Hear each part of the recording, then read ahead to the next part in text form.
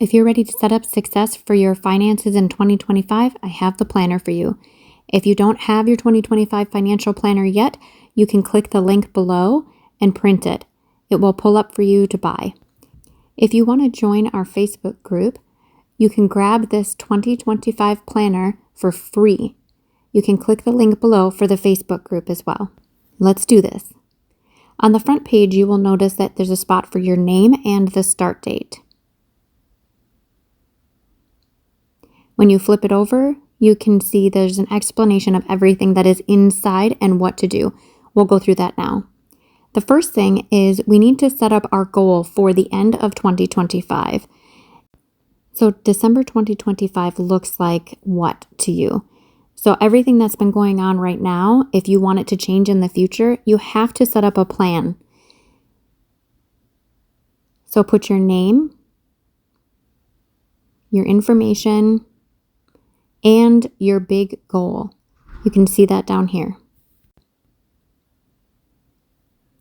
So you'll first notice that we have a schedule with all of the months on the first page laid out in calendar form. This is the most important page inside. If you don't set up a plan, that means that you won't know how to arrive there. So for example, if you're driving to get somewhere and you have a GPS, but you don't put down any address, you can't expect to arrive at that specific location. You're not going to be frustrated with the GPS because you didn't put down any information for it. So how is it supposed to lead you? It can't. That's impossible. It can't lead you without an address. So our goal is our address for where we want to arrive. So you need to put down your goal for the end of 2025 and what 2025 will look like. We're going to back up from that goal all the way to today and figure out how we're going to make that goal happen. And we're going to use this sheet. So you're going to notice that start date at the top is going to be today as your start day.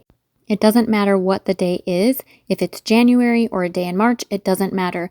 You can start today, okay? So don't delay any longer. You can put down your start day and then the end as to when you want your due date to be. Our goal really should be the end of December 2025, but you can have a mid goal as well, a 6-month goal.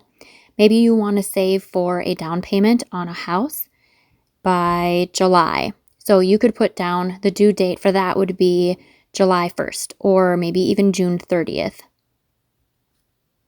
Inside this planner, also we have one page, but I would recommend that you go ahead and print as many as you want to set up as many goals. At least 2. Let's have at least 2 financial goals for 2025. You'll also notice in the middle there's a progress bar. You can go ahead and color the progress on there to show how far you've come.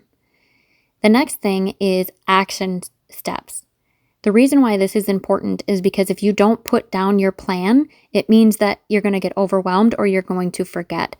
And you won't have any motivation to do what you need to do. And also, motivation is fake. People don't actually do things because they're motivated. Most of the time, I don't feel like getting up and doing stuff, but I know I need to. My role in life is to get up and do things. So I have to plan and set up action steps for that day so that I know that I need to do these things, right? So that's going to be the same for our goal. We're going to go ahead and put down the action steps for how we're going to achieve the goal. Next, you have possible obstacles that could come up. Try to imagine the situation of what possibly could come up to block you from achieving your goal. So for example, if you want to lose 20 pounds, say in the next 3 months, you want to lose 20 pounds. Maybe you could put down that a possible obstacle would be a birthday party that's coming up. Or, you're going to go visit a friend, or you have a trip for vacation. Put down all the possible obstacles that could come up. So maybe you want to save for a down payment. Let's do that. So maybe I have an Amazon account and it's easy to click to buy something. So maybe that would be the obstacle for me in that case. So the next thing you would do is put down how you plan to overcome those obstacles. So you could put down in the Amazon case that you're going to pause the Amazon account because then it's not as easy to click and buy something. or you know it's going to cost you more, so then you're not as motivated to purchase that item, so you're going to hold on buying that. Another example would be with the weight loss one. You could put down that I'm going to overcome the obstacle by bringing my own food to the birthday party. Or I know that I'm going to plan before I head out on the road trip. So you can plan ahead for those obstacles, but you need to put down what you can imagine the obstacles are going to be and then what your plan is to overcome them, because our goal is to set up and prepare for success. Okay? So next, we have each month a different form, and we're going to go through all the way from January to December. So you have the day that you put down your goal at the very top of the month. It doesn't matter if the goal is going to be the same all the way throughout the year. Put that goal at the top of every month. The reason is when you're physically writing out what that goal is, your brain will put that in there and say, oh, that's right. This is the goal that we are working on. So go ahead and write that down at the top of every single month. The next thing is the action plan for that month. Then you have the day that you're going to take those action steps. And we're also going to put down things that we're grateful for. That helps with keeping yourself inspired and motivated to continue that goal for the month. Next, you have those things that you want to improve on for this month. It could be something really simple. And at the bottom, I always have a section for notes so that you can put anything down there. Each month looks exactly the same.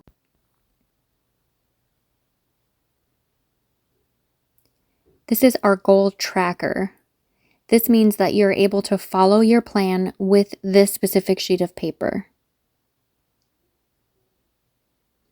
Your goal for January needs to be put down at the top, and then you have your motivations for achieving that goal. Put down why you have that goal in the first place. Why do you even have that? Then you will put down your action plan, and then the possible obstacles that you see coming up, and then the action steps and the day that you're going to take those action steps. Every single month also has a budget sheet.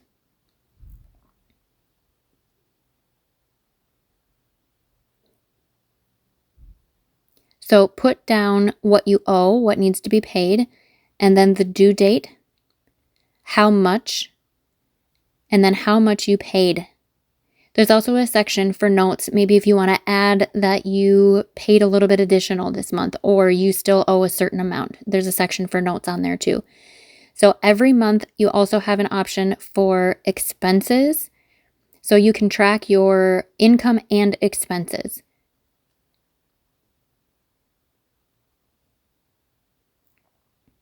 This will be helpful for planning how much you know is going to be left at the end of the month. Try to start this page at the beginning of the month, or you can even fill it out at the end of the previous month. That's going to be helpful for you to prepare for the following month. In the very back of the planner, I also have some challenges that will help you to be able to save money. After you have figured out your monthly budgets, you will also be aware of how much you have left at the end of each month.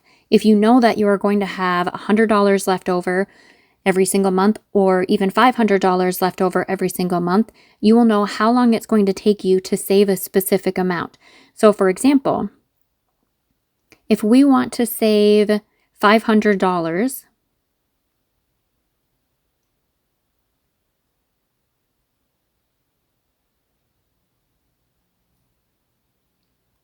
we have this form here.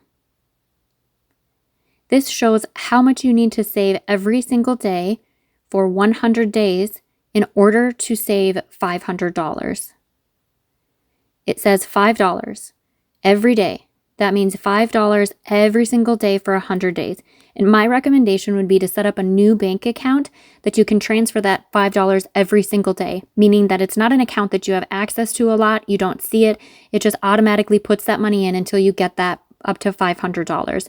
That will help if you don't have access to it every day and it's not connected easily to your debit card.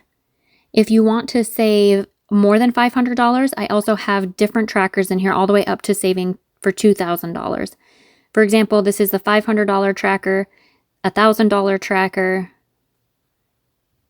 $1,500 tracker, and a $2,000 tracker. Every day, When you're done saving, you can mark off, color in the circle, or make check marks on it so that you can see the progress at the very end. And then at the end, you will have saved that amount. I also have a no spending challenge. So that means for 30 days, you're not going to be buying anything extra. For example, you're not going out to a restaurant, or you're not going to buy clothes or that new pair of shoes, something that you don't need for 30 days.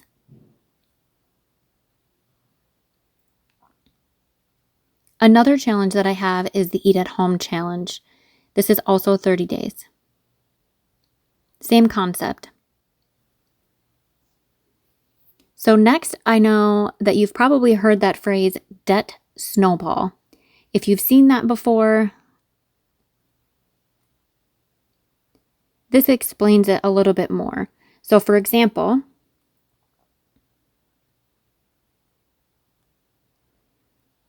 this would be your first loan, this would be for your second loan, third and fourth. So you can print out as many of these pages as you need. So for example, if you have 5 loans, maybe you have a student loan, maybe there's a car loan, it's possible there's credit card debt or medical bills. So the way that this works is you use your smallest amount of debt first. So if you have a car loan for $5,000, that's $5,000, and then you have another medical debt, say for $7,000, and you have a car loan for $30,000, and you have maybe student loans for $50,000. So you have them all in order of the lowest amount first. Say this one is $60 a month every month. But when you make all of those payments on time, this eventually gets paid off. So now I have $60 left a month. What do? I take that $60 and I apply it to the second loan that I had, the $7,000 loan. I'm not going to use the $60 for other things other than continuing to pay off my loans. So that means that I can pay off everything a little bit faster. That concept is not related to the interest rates. It doesn't matter which interest rate is highest or lowest. What you do is you pay off the smallest amount of debt first, and then whatever is left from that payment, whatever you had been using, in this example, $60, now that loan is paid off. So you take that $60 and you apply it to the next highest loan. That is called the debt snowball. I have a tracker in here for that as well. You just fill each of those in, and you can use this for the debt snowball. There is a page in there that explains it more too. This is a goal payoff for everything. You can put down your goal for what you want to pay off. So you can write it at the bottom and then color it all the way up to the top until it is finally paid off.